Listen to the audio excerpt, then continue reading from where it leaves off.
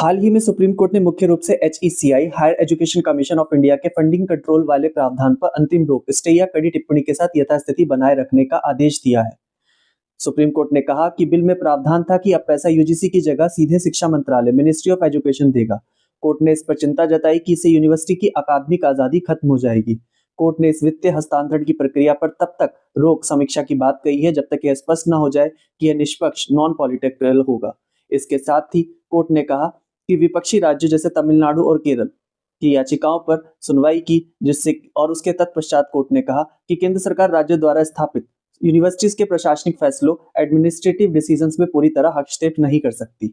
Bill के उन हिस्सों पर स्टे जैसा प्रभाव है जो राज्यों की शक्तियों को कम करते हैं।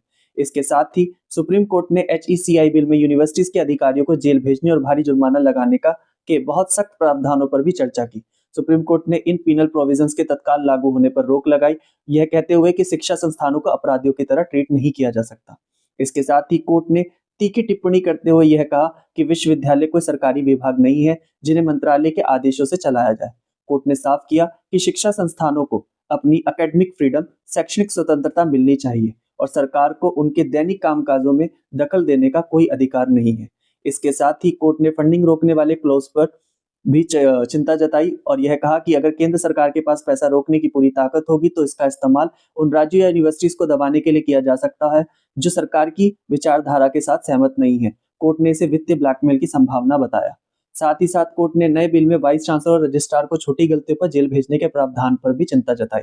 इस पर कोर्ट ने कहा कि शिक्षा के क्षेत्र में काम करने वालों को अपराधियों की तरह नहीं देखा जा सकता। सख्त दंड का डर इनोवेशन और रिसर्च को खत्म कर देता है। फिलहाल सुप्रीम कोर्ट ने केंद्र से इस विषय पर स्पष्टीकरण मांगा है और तब तक पुराने नियमों को लागू रखने के लिए कहा गया है। यदि आप भी सुप्रीम कोर्ट के आगामी आदेशों के विषय में जानना चाहते हैं तो उसके लिए मेरे पेज को फॉलो करना ना भूलें। Thank you.